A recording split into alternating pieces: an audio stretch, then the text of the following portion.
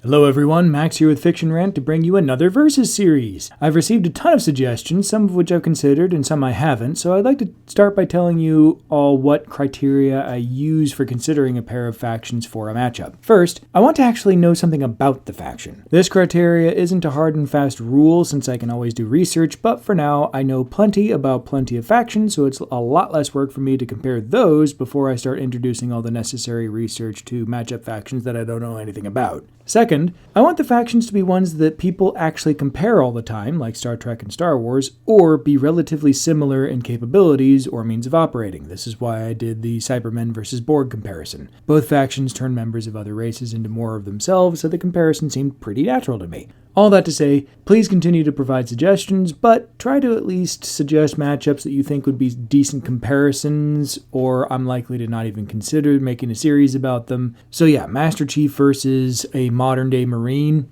I'm not going to do that comparison, it would be just silly. Speaking of Master Chief though, this series will be Halo versus Mass Effect. As usual, I'll be giving some background on both sides, then going over their capabilities in speed, weapons, defenses, numbers, unique technology, and tactics before giving my conclusions on which side wins in a variety of matchups, those being 1v1 ship, fleet versus fleet, 1v1 soldier, army versus army, and who wins in a galactic conquest situation. First, some background. Starting with Halo, the main faction we get to see the most of is, of course, humanity. Largely centered around its Spartan soldiers, they are cybernetically augmented super soldiers in power armor. For most of the series, humanity, through the United Nations Space Combat, or UNSC, has been fighting the Covenant, a collection of alien races unified with religious fervor under a trio of prophets who see humanity as a blasphemous blight upon the galaxy that must be purged. For most of the fighting, the UNSC has to get creative with their tactics because they are hopelessly outmatched on a technological level, though over the course of the games and stories, that tech gap narrows dramatically. The exception to this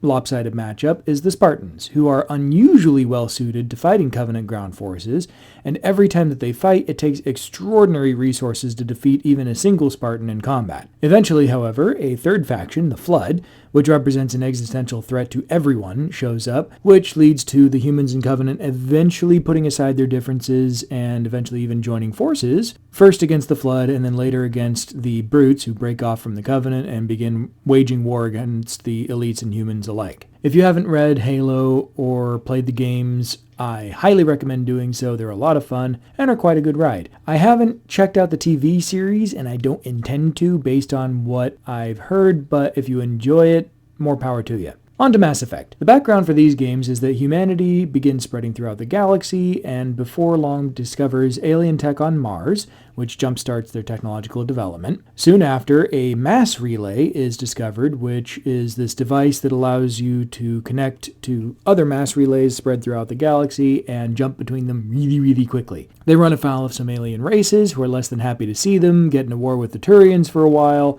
and then eventually earn a place on the Citadel Council as the newest race in the greater galactic community. The races aren't united per se, they can still go to war with each other and such, but it's kind of like the UN where all the other factions will give you grief if you rock the boat too much. The story of the games kicks off with the discovery of an impending invasion of sentient ships called Reapers, which show up every 50,000 years to scour the galaxy of all advanced races, including all the races who are represented at the Citadel. Why they do this is a matter for debate, but in any case, it's really bad news for humanity and everyone else, especially since a single Reaper, Harbinger, who was supposed to kick off the invasion by jumping dozens of other Reapers directly to the Citadel, the seat of government for all the alien races, it was going to jump them directly there and cut the head off every major faction at the same time, and they only stopped it by using the combined power of all the fleets and Citadel races that they had in the area at the time. So if a single Reaper can take on all comers at the same time and still almost win, a whole fleet of them would be totally unstoppable. Unfortunately for everyone in the Milky Way, the Reapers are still coming. They're just doing it the old-fashioned way, by flying in using the regular faster-than-light drives, as opposed to just jumping directly in. So Mass Effect 2 and 3 deal with the struggles and fact-finding missions to try to figure out what the Reapers want, develop better weapons to fight them, fend off opportunistic power grabs, and ultimately figure out how to stop the extermination of all advanced life in the galaxy. They are also awesome games. I highly recommend checking them out. I've only checked out a couple of their novels, but from what I've seen, they're excellent as well. Alright, So there's your ultra short summary of both settings. For this comparison, I actually put out a poll to my community asking if I should keep this limited to just humans versus humans, or to incorporate all the allied factions on each side. The final tally says that the audience would prefer to see allied factions versus allied factions. So what this means is that the UNSC from Halo will be teaming up with the Covenant, or at least the chunks of it that actually team up with humanity after Halo 3. So that'll include elites, grunts, hunters, engineers, and jackals, but not brutes. And I'm really not sure about buggers. I might touch on them, but I'm not sure who they end up siding with. The Mass Effect Citadel races will work together as well, so they'll have humans, Asari, Turians, Salarians, Quarians, and Krogan as their major contributors.